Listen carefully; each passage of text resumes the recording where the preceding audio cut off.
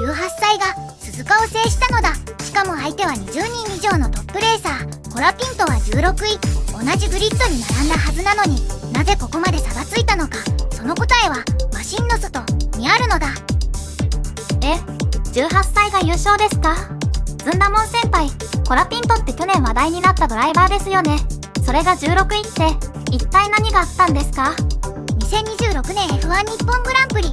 会場は三重県の鈴鹿サーキット。優勝したのはメルセデスのキミ・アントネリ。まだ18歳なのだ。F1 史上でも最年少クラスの優勝だ。一方、アルピーヌに移籍したフランコ・コラピントは16位でフィニッシュ。同じレースなのにまるで別の世界を走っていたかのような結果なのだ。なぜこうなったのか、今日は3段階で深掘りするのだ。3段階の深掘り、楽しみです。でも先輩、そもそもアントネリって最近初めて名前を聞いたんですが、もともとどんな経歴の選手なんですか？去年までF1にいたんですか？アントネリの話をするには、まず2025年を振り返らないといけないのだ。2025年、F1 はルイス・ハミルトンがメルセデスを離れフェラーリへ移籍という歴史的事件があったのだ。7度の世界チャンピオンが去った後釜に、メルセデスが選んだのが当時17歳の君、アントネリ。イタリア人の若き才能なのだ。フリーでぶっちぎりの成績を残していた選手で、メルセデスは彼を次世代のハミルトンと位置づけていたのだ。そのアントネリが2026年開幕から早くも実力を見せていたのだ。開幕3戦で2位を2回取り、今回の日本 GP が初優勝。ただ重要なのは、これが単に天才の才能だけでは説明できない部分があることなのだ。なぜならメルセデスの2026年マシン W17 は規則変更によって特にダウンコースの設計が刷新されていて、そらよく性能が他チームに比べて頭一つ抜けていると言われているのだ。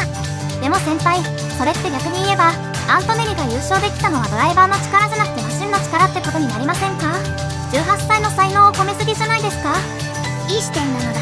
でも実は F1 の専門家の意見は真っ二つに割れているのだ。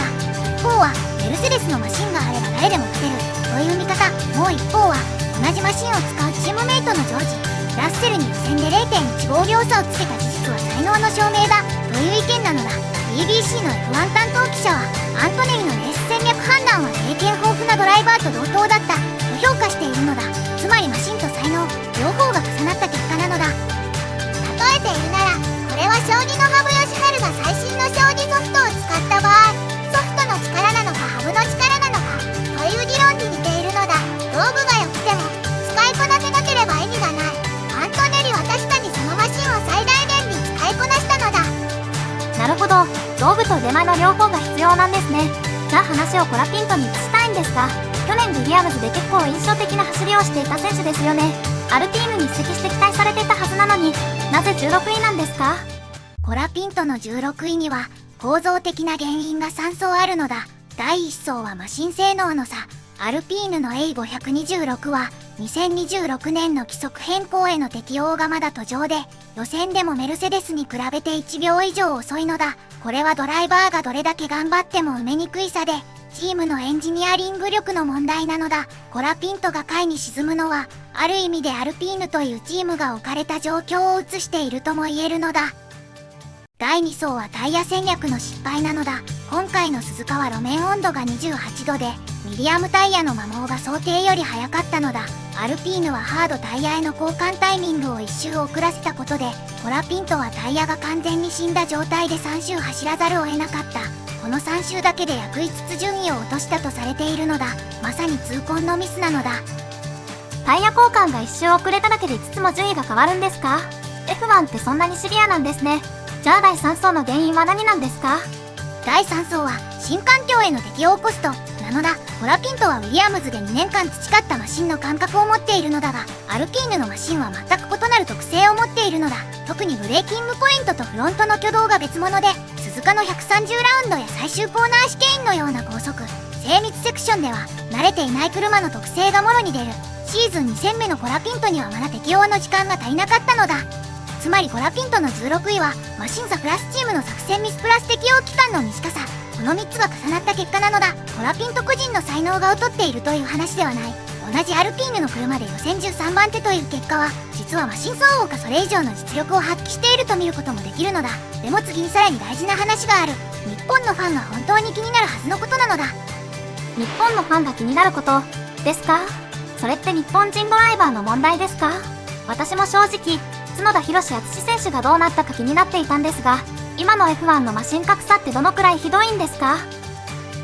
ここまでの話を整理するのだ。アントネリはメルセデスの最速マシンを完璧に使いこなして18歳で初優勝。コラピントはマシン差、タイヤ戦略のミス、新チーム適用の短さの3つが重なって16位。そしてこれが実は日本の F1 ファンにとっても他人事じゃない話につながっていくのだ。日本の F1 ファンが直接影響を受けることとして、まず考えてほしいのは鈴鹿観戦の価値の問題なのだ。2026年日本 GP の3日間投資券は最安でも6万円を超えていたのだ。もしコラピントのような人気ドライバーが序盤でレース圏外に沈み、メルセデス独走という展開が続けば、チケット代に見合う見どころがあったかという議論が必ず出てくる。実際 SNS では上位争いが単調だったという声も上がっていたのだ。6万円でその展開は確かに辛いですね。しかも先輩、私は角田博敦選手が気になっていたんですが、角田選手はどうだったんですか？日本人として応援していたんですが。角田博敦は今年レッドブルのセカンドシートを確保して日本 GP 予選では10番手、レースでは接触アクシデントでリタイアという残念な結果だったのだ。ここに重要な構造がある。レッドブルはメルセデスに比べて今シーズンで遅れていて、角田が速くてもマシンが上位に行けない状況が続いているのだ。コラピントと同じ問題を角田も抱えているのだ。先輩、ちょっと待ってください。私はこのマシン格差の話を聞いていて思うんですが、これって F1 というスポーツの根本的な問題じゃないですか？億単位の開発費を出せるチームが有利になる構造なら、ドライバーの才能よりチームのお財布が順位を決めてるって言えませんか？それって公平なスポーツって言えるんでしょうか？その問題意識は正しいのだ。実は FIA は2021年からコストキャップ制度を導入して年間予算に上限を設けているのだ。2026年は1チームあたり年間約1億4700万ドル、つまり約220億円が上限なのだ。ただ問題はこのキャップがトップチームには制約になるが、アルピーヌ規模のチームは正直それ以下の予算しかないのだ。つまり金持ちの上限を決めても中小チームとの差は依然として大きい。これがコスト格差の残存という構造問題なのだ。冒頭でアントネリとコラピントの差がマシンの外にあるといったのを覚えているだろうか。正確にはマシンの内と外両方にあるが答えなのだ。アントネリは最高の環境と自身の才能が合わさった。コラピントはマシン、チーム作戦、適応期間という3つの逆風を受けた18歳の天才の輝きと才能ある若者が直面する制度の壁、この2つが今日のススカを物語っているのだ。じゃあ先輩、これから F1 はどうなると思いますか？アントネリがこのまま独走してチャンピオンになるのか、コラピントや角田選手が巻き返すのか、3ヶ月後にはどうなっていると思いますか？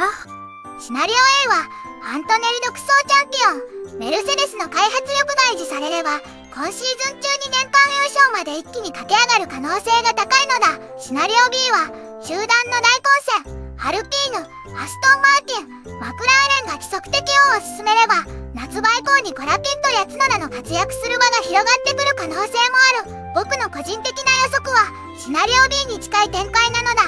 なぜなら規則変更初年度は常に後半に追いつく現象が起きてきたからなのだ。そして角田博敦については僕は正直言います。不表彰台というのは難しいと思う。でも歴史的に見ると中島悟も佐藤拓磨も最初の壁を乗り越えてきたのだ。日本人 F1 ドライバーは常に格差と戦いながら前に進んできた。角田もその一人なのだ。あなたはどう思うか？シナリオ A とシナリオ B のどちらが実現すると思うか？コメントで A か B だけでいいから教えてほしいのだ。今日の動画はここまでなのだ。18歳アントネリがススカを制し、コラピントは16位に沈んだ2026年 F1 日本 GP。 その裏には格差の構造と若き才能のドラマがあった。面白かったと思ったらチャンネル登録と高評価をよろしくなのだ。次回はこの F1 格差問題をさらに深掘りして、コストキャップ制度の限界と将来の F1 はどうあるべきかを取り上げる予定なのだ。お楽しみに。なのだ。